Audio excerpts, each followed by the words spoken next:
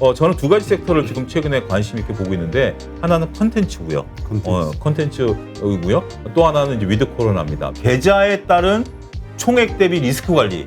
원금 플러스 수수료 위에는 무조건 저는 탈출 구간이라고 표현을 하거든요. 지금 환율 부분을 보면은 이제 좀 예.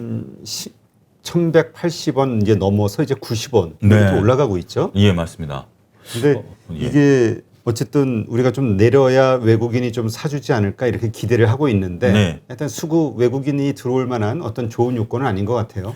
맞습니다. 원화가 약세, 그러니까 지금 현재 1,100 얼마 전까지만 해도 50원, 70원 사이까지 움직였던 상황이 90원이 된다라는 것은 우리나라 원화 가치가 이제 떨어졌다라는 거죠. 원화 약세죠.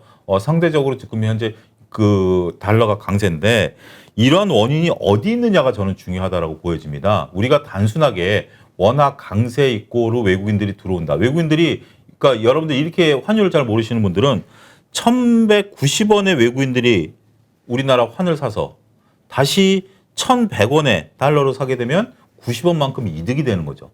이것을 노리고 들어오는 거죠. 이렇게 되는 것 이게 주식 시세랑 상관없이 삼성전자를 7만 오늘 1,000원이니까 1,000원에 사놓고 기다리고 있는데 환율이 1,190원에서 1,100원으로 떨어지면 90원만큼 환율을 먹으니까 약 10% 먹는 거죠. 그래서 외국인들이 원화 강세일 때는 우리나라에 들어온다라는 건데 저는 그거보다 더 중요한 게 뭐냐면 원화가 강세로 가는 요인, 원화가 약세로 가는 요인이 중요하다는 거죠. 원화가 강세로 간다라는 것은 정상적인 상황이다라고 보면 우리나라 경제가 그만큼 잘 돌아간다라는 의미고 다른 나라 대비해서 우리나라 경제 성장률이 탄탄하기 때문에 우리나라 그 원화의 가치가 올라간다라고 표현을 할 수가 있겠죠. 그러니까 외국인들 입장에서는 두 마리 토끼를 다 잡을 수 있는 겁니다. 결국 우리나라 경제가 좋기 때문에 결국 주가도 올라갈 것이고 원화가 강세로 돌아서게 되면 원화 강세에 따른 환차익까지 볼 수 있다. 이게 가장 좋은 시나리오죠.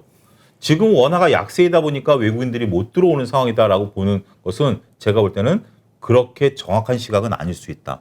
원화가 약세인 이유가 우리나라 경제가 나빠져서 원화가 약세이다? 이건 아니거든요. 우리나라는 지금 OECD 국가에서 경제 성장률이 5손가락 안에 들어갈 정도로 좋습니다. 이건 원화 강세 요소죠. 근데 왜 원화가 약세냐? 이거는 그 환율이라는 게 상대적인 겁니다. 지금 달러 강세가 이루어지다 보니까 원화 약세가 이루어진다는 거죠. 달러 강세가 이루어진다는 것은 테이퍼링과 금리 인상 이런 부분들이 이루어지면서 결국 우리가 풀렸던 유동성들이 다시 미국으로 빨려 들어갈 것이다. 그렇게 된다면 달러에 대한 수요가 늘어날 것이고 그렇게 된다면 달러 가치가 상대적으로 강해질 것이다. 그러다 보니까 달러가 강세가 속도가 빠르다 보니 우리나라 상대적인 환율은 상대적이다라는 점이 상당히 중요한데 이게 약세를 계속해서 유지를 하고 있다는 거죠.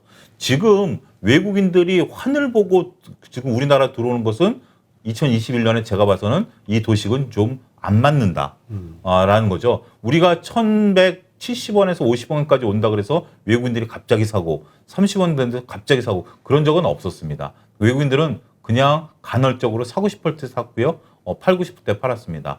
지금 상황은 환율을 가지고 외국인들이 우리나라에 들어올 것이다, 나갈 것이다라고 얘기하기에는 조금 핀트가 좀 벗어나 있지 않겠는가 제 개인적인 의견을 말씀드리도록 하겠습니다. 네. 하여튼 이 달러 강세, 그러니까 그만큼 미국의 경제 상황이 뭐 좋다는 얘기잖아요. 좋다는 얘기죠. 네. 예. 그러니까 이제 그쪽으로 다 돈이 들어가는 건데, 근데 뭐 여러 이코노미스트 의견을 들어보면 이 달러 강세가 상당히 오랫동안 지속될 수 있다 이런 맞습니다. 얘기를 하더라고요. 예, 저도 거기에는 동의를 하고요. 특히 더군다나 이제 우리가 지금 이번에 금리 인상을 해서 미국과 0.5%포인트 금리 격차를 벌려놨죠. 그리고 우리가 지금 미국이 내년도 금리 인상하기 전까지 한 2차례 정도 더 금리 인상을 할 것이다 그래서 더 벌려놓는 거죠. 지금 이렇게 벌려놓는 이유가 지금 현재 자금의 유출을 막겠다라는 거 아니겠습니까? 우리가 지금 한국은행이 항상 얘기하는 게 가계부채 그래요. 가계부채 때문에 금리를 못 올리겠다. 그럼에도 불구하고 금리를 올리는 이유가 바로 이 환율을 방어하고 외국인 자금을 유출을 방지하겠다라는 거 아니겠습니까? 지금 우리가 1% 정도 줘야 미국이 0.25% 금리를 주기 때문에 그나마 외국 글로벌 투자자 입장에서 보면 한국이라는 나라에 좀 투자를 해야 리스크 대비해서 이자 수익률이 있으니까 좀 투자를 하는 건데 그마저도 없는 상황이 된다면 당연히 안전자산인 미국 달러에 투자를 하게 되겠죠. 미국 국채 투자를 하게 될 것이고 그런 부분들을 방지한다라는 것이기 때문에 지금 환율 문제는 말씀하신 것처럼 미국이 워낙 강해지고 있다. 미국이 정말 드라마 이번에 또 바이든 대통령 보니까 중국하고 또 한판 할 기세로 또 보이고 있지 않습니까? 그런 부분들은 결국 미국이 그만큼 자신감을 드러내고 있다라는 것이 아니겠는가 말씀드릴 수가 있겠습니다. 네. 그러니까 이게 우리가 좀 막연하게 네. 외국인이 매수해주면 다시 좋아지지 않을까? 네. 그 수급을 기다리는 이 심리, 뭐 답답하니까 그렇기는 한데 네. 이게 좀 너무나 막연하지 않은가 그렇습니다. 이런 생각이 드네요. 일단 예. 돌아가는 환경 자체를 보면 그럴 가능성은 조금 희박해지고 있다는 네, 거. 그렇습니다. 네. 예. 하여튼 그러한 상황에서의 어떤 투자 전략 아니면은 뭐 방법들을 좀 생각해봐야 되는 시점이 네. 아닌가 생각이 됩니다. 일단 지금 그 위드 코로나 해가지고 지금 머크사에서 경구용 치료제 나오면서 예. 좀 확 뭔가 또 시장이 중간에 또 한번 확 움직였죠. 네, 맞습니다. 그래서 위드 코로나주가 미국도 그렇고 한국도 이제 급등을 했었는데 다시 오늘은 또 많이 급락을 빠졌습니다. 했어요. 예, 예. 네, 이 분위기 좀 한번 이야기해 주시죠. 일단 위드 그 경구용 치료제가 나오니까 이게 순차적인 것 같아요. 처음에 진단 키트가 좀 막 그렇게 올라가다가 백신이 나오면서 진단 키트들이 확 망했고 그 다음에 백신과 치료제가 가다가 머크사가 치료제 경구용 치료제를 했다니까 백신이 또 확 떨어지고 이런 모습들 좀 보여주고 있고 이게 위드 코로나 이게 경구용 치료제를 맞고 현재 백신도 현재 미국의 고령층을 대상으로 부스터샷 우리나라도 이제 부스터샷 그러니까 3차례까지 이제 지금 맞겠다라는 것들이고 이제 뭐 혹자들은 그렇더라고요. 이게 몇 개월 저도 이제 2차 접종까지 끝났습니다만 몇 개월에 한 번씩은 이제 독감 예방 주사 맞는 것처럼 또 맞아야 된다. 뭐 이런 얘기들이 나오고 있는 상황인데 그래서 위드 코로나와 관련된 주식들이 많이 올랐어요. 근데 오늘 좀 빠졌는데 글쎄요. 오늘 위드 코로나 관련주들이 빠졌을 때 저는 오히려 이런 쪽들은 조금 저점을 좀 노려봐야 되지 않겠는가. 저는 긍정적으로 좀 보고 싶습니다. 이 섹터에 대해서는 저는 두 가지 섹터를 지금 최근에 관심 있게 보고 있는데 하나는 컨텐츠고요. 컨텐츠이고요. 또 하나는 이제 위드 코로나입니다. 위드 코로나와 관련해서는 앞으로 현재 지금 억눌렸던 수요가 어마어마하기 때문에 특히 뭐 대장주로서는 대한항공을 둘 수가 있겠죠. 대한항공이 3분기 실적이 어닝 서프라이즈가 나올 것이다. 그러니까 결국 코로나 국면에서도 화물로 이익을 냈고 국제선 여객 탑승률이 지금 현재 계속 늘어나고 있는 상황입니다. 지금 여러분들 아시다시피 미국과 캐나다가 현재 지금 대학이 개강을 했기 때문에 대면 수업으로 바뀌었죠. 그래서 많은 자제분들이 현재 지금 뭐 8, 9월 달에 다 미국으로 넘어가면서 탑승률이 굉장히 많이 올라갔는데 더군다나 지금 현재 추석 연휴 때 사이판은 지금 이제 마감이고 괌에 60여 팀이 다녀오신 거 아십니까? 아, 그래요? 예. 그게 이제 그 대한항공을 타고 한 여행사가 그 괌 그걸 했는데 지금 2,000팀이 기다리고 있답니다.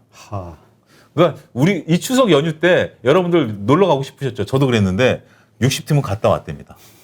그리고 11월 달이면 하와이가 열립니다. 이제 공식적으로 이제 여행이 이제 우리나라에서 여행객들을 여행사가 보내고요. 하나투어 같은 경우 10월부터 지금 이제 지난 10월 1일부터 전 직원들의 출근이 시작이 됐고요.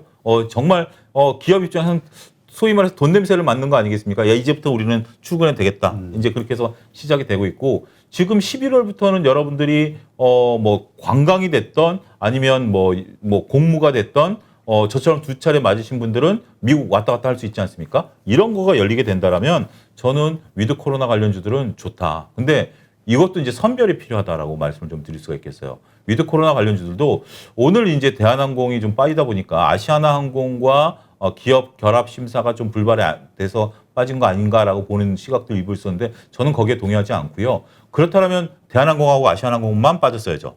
근데 오늘 LCC가 딱 빠졌거든요.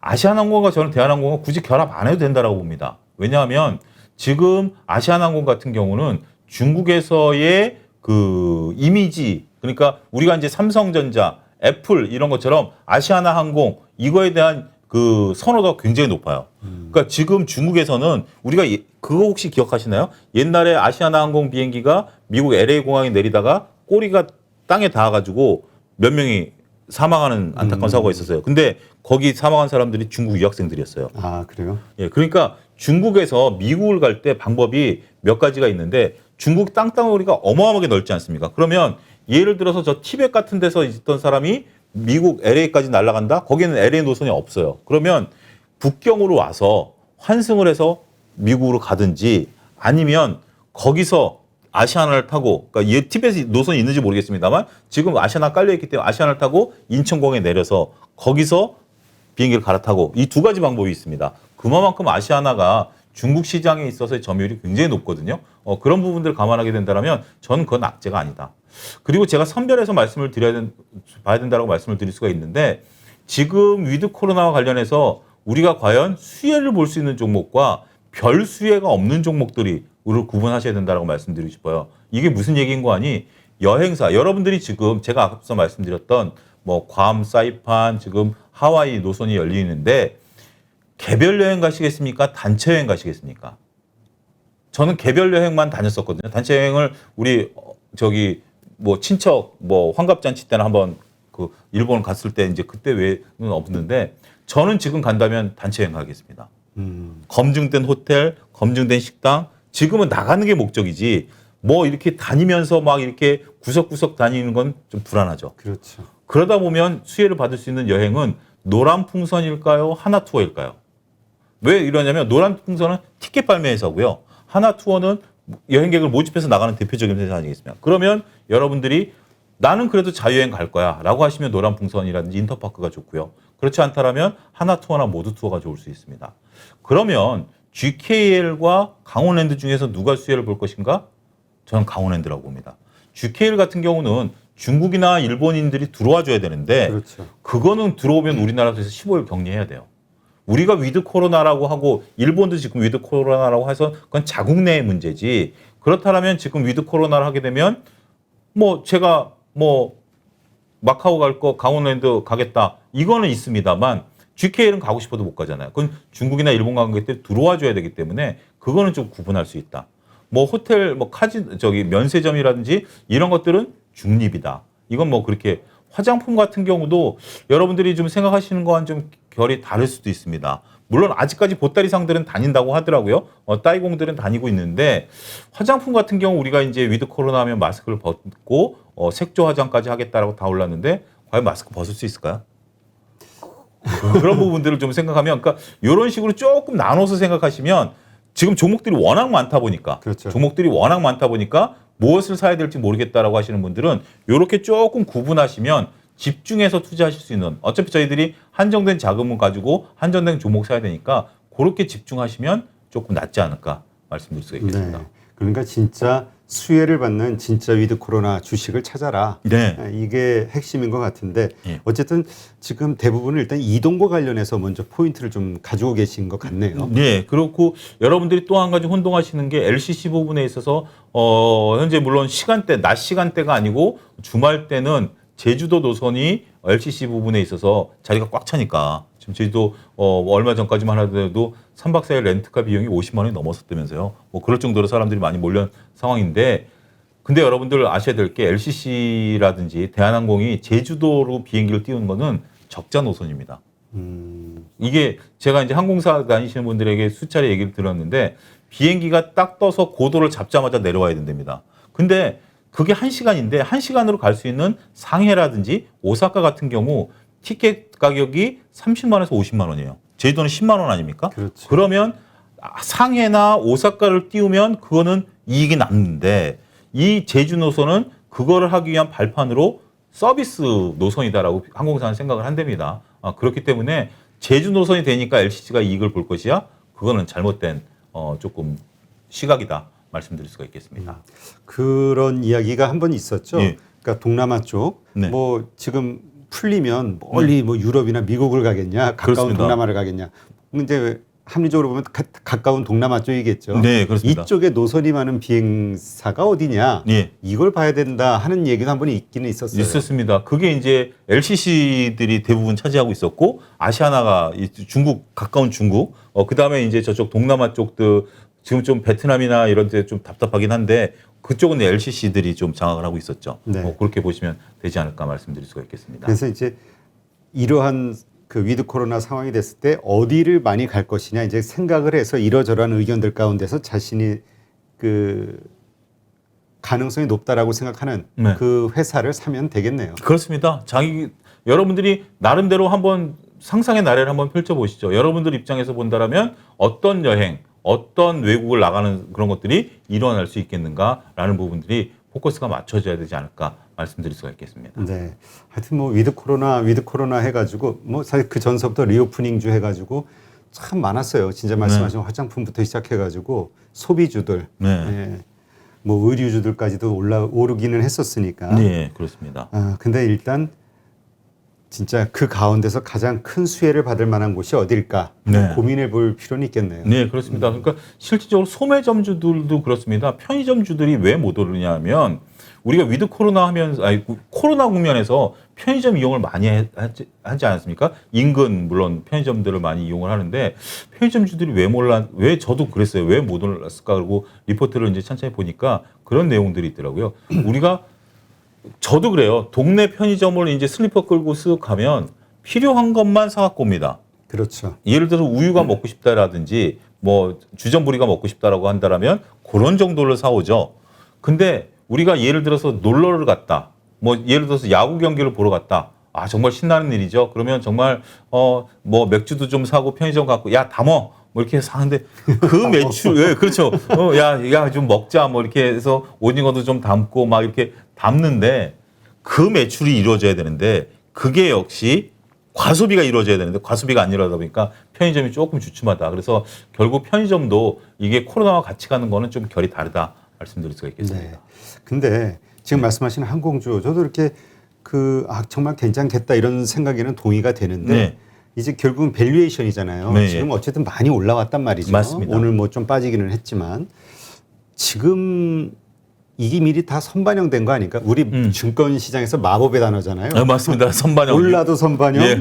빠져도 선반영. 맞습니다. 가격이 이미 그런 기대감이 다 들어간 거 아닐까? 이런 의심이 들 때가 있단 말이죠. 예, 조금 조심스럽긴 합니다. 조심스럽긴 한데 오히려 저는 이렇게 빠질 때가 좀 기회를 준다. 그러니까 빠질 때 기회를 주는 주식이 있고요. 빠질 때 기회를 안 주는 주식이 있는데 저는 항공주들 같은 경우 근데 LCC는 아닙니다. LCC는 자본 확충이 된 다음이고요. 오히려 대한항공과 아시아나항공 같은 경우는 이럴 기회 그리고 앞서 말씀드렸던 뭐 하나투어라든지 뭐 이런 쪽들은 조금 여러분들이 그 경기를 방어해 가면서 결국 코로나 시대가 열리고 나면 이제 우리가 뭐 다 땡겨온 건 사실이죠. 지금은 여러분들이 생각하는 것처럼 안전 마진 그러니까 벤저민 그레엄이 얘기한 안전 마진이 지금보다 옛날 그러니까 2020년에 컸다라면 100이었다라면 지금은 3, 40밖에 안 돼요. 요거를 가지고 이제 매매를 하셔야 되기 때문에 조금 부담감은 있습니다. 하지만 그런 것도 계좌의 리스크 관리를 하시면서 들어가면 되지 않을까 말씀드릴 수가 있겠습니다. 네.